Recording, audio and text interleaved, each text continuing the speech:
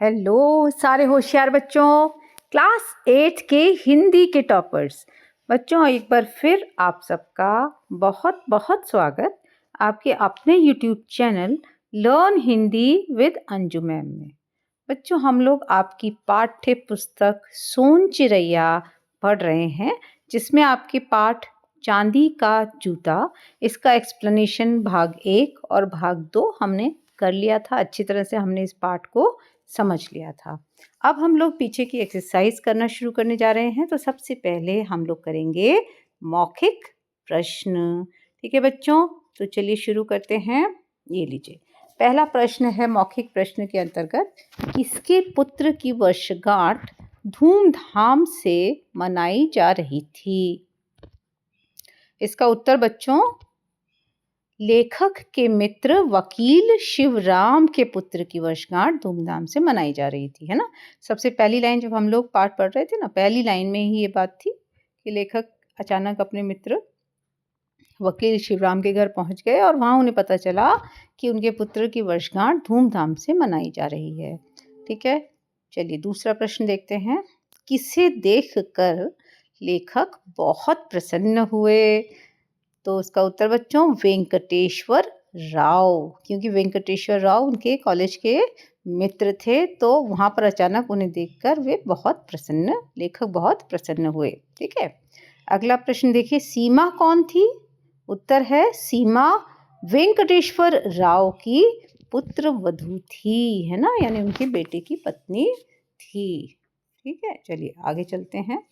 प्रश्न घ देखिए, बैठक की सजावट देखकर लेखक को कैसा लगा? है ना, जब वो जाकर उनकी बैठक में बैठे थे तो इधर उधर घुमा के मुंह देख रहे थे कि कैसा है बैठक, कैसी सजावट है।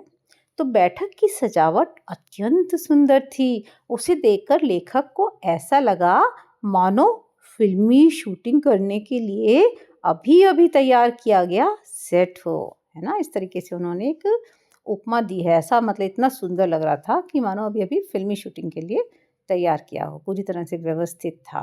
ठीक है, अगला प्रश्न बच्चों, स्वर्ण पदक किसे मिला था? स्वर्ण पदक वेंकटेश्वर राव की पुत्रवधू सीमा को मिला था। ठीक है, और आप किस क्लास के लिए, मतलब किस पढ़ाई के लिए मिला था? तो उन्हें एमए के में वो प्रथम श्रेणी में उन्होंने पास किया और वो पूरे प्रथम आई, तो उन्हें स्वर्ण पदक मिला था। ठीक है, टॉप किया था ना उन्होंने, इसलिए। चलिए बच्चों, अब आते हैं इसमें अर्थ ग्रहण संबंधी प्रश्न देख लेते हैं। निम्नलिखित प्रश्नों के सही उत्तर चुनिए। इसमें 4 विकल्प हैं, जिसमें से एक हमें चुनना है। पहला है, दहेज लेने के पक्ष में कौन था? शिवराम, लेखक, रमा या वेंकटेश्वर राव? ठीक है, आप शिवराम का तो कोई लेना देना है नहीं कहानी में दहेज से। अब बचे लेखक तो उनसे मिलने गए थे। अब रमा और वेंकटेश्वर राव, इनके ही पुत्र का विवाह हुआ था, तो बात इन्हीं के दोनों की होनी चाहिए। अब वेंकटेश्वर राव जो थे वो दहेज लेने के पक्ष में नहीं थे, है ना, और रमा के दबाव में ही उन्होंने दहेज की बात की थी। तो आंसर क्या होगा बच्चों? 3rd नंबर का रमा। दूसरा है, पुत्र वधू सीमा कितने रुपए मासिक कमाती थी? तो इसके उत्तर में देखिए बच्चों, 100 रुपये, 600 रुपये, 300 रुपये, 500 रुपये, तो वह 600 रुपये मासिक कमाती थी। ठीक है, आज के हिसाब से आपको बहुत कम लग रहे होंगे बच्चों, हाँ, लेकिन उस समय बहुत होते थे 600 रुपये। ठीक है, पुरानी कहानी है ना ये। चलिए अगला प्रश्न देखते हैं। अगर वह खुद खाना बना ले तो मुझे कोई आपत्ति नहीं, ये किसने कहा? है ना, ये किसने कहा था? वेंकटेश्वर राव ने कहा। और किसके लिए कहा? अपनी पत्नी रमा के लिए कहा, है ना। और किससे कहा? वेंकटेश्वर राव से कहा, है ना। आप लोग अगर एक बार जो एक्सप्लेनेशन हमने किया है ना, बहुत अच्छे से किया बच्चों, वो वाले वीडियो पे जाइएगा और वहाँ पर आप एक बार ढूंढ लीजिएगा, learn Hindi with Anju ma'am search करके आप ढूंढिएगा और इस पार्ट का लिखिएगा नाम। ठीक है, चांदी का जूता एक्सप्लेनेशन आपको मिल जाएगा और उसको सुन लीजिएगा। अगर आप 2 बार भी सुन लेंगे तो आपको ये सारे आंसर्स तो यूं ही आ जाएंगे। इसके अलावा भी मैम कहीं और से भी बना देगी ना, तो वो भी आप फिर कर लेंगे। तो ये बात किसने कही थी? वेंकटेश्वर राव ने कही थी अपनी पत्नी रमा के लिए। और वेंकटेश्वर राव ने अपनी पत्नी रमा के लिए और अपने मित्र जो लेखक थे उनसे कही थी। ठीक है, चलिए अगला देखते हैं, सीमा के पिताजी क्या काम करते थे।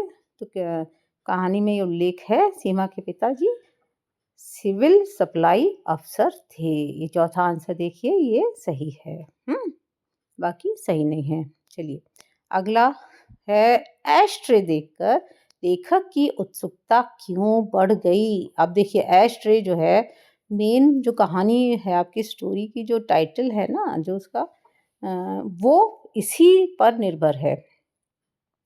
एश ट्रे को देखकर लेखक की उत्सुकता क्यों बढ़ गई? क्योंकि वो सोने का बना था, क्योंकि वो लोहे का बना था, क्योंकि देखने में फूलदान जैसा लग रहा था। ये कोई भी आंसर सही नहीं है। सही आंसर क्या है? क्योंकि वह उल्टे पैर के जूते की आकृति जैसा बना था। अब ये चीज़ बहुत ही डिफरेंट डिज़ाइन का था ना, तो इसलिए लेखक की उत्सुकता बढ़ गई। ठीक है, चलिए यहाँ तक आपके ये प्रश्न हो गए, मौखिक प्रश्न और अर्थग्रहण संबंधी प्रश्न। बच्चों अच्छे से पढ़ लीजिएगा, चैनल को सब्सक्राइब करिए जल्दी जल्दी।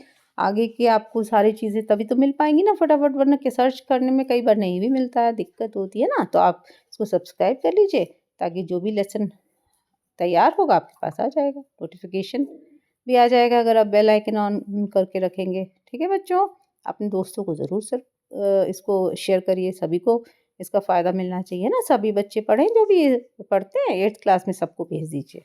ठीक है बच्चों, और कमेंट तो ज़रूर करिए, मुझे बताइए जल्दी से कमेंट करके कि आप लोग को क्या चाहिए। और मैंने पोल भी डाला है, कुछ क्वेश्चंस मैं अपने उसमें डालती जा रही हूँ, उसके आंसर करिएगा, है ना, बीच बीच से आपके लेसन के बीच से ऑब्जेक्टिव टाइप की क्वेश्चंस का पोल में बनाया है मैंने, उसको भी देखते रहिए। चलिए ठीक है बच्चों, अगले वीडियो में फिर मिलेंगे। तब तक के लिए जय भारत, जय हिंद।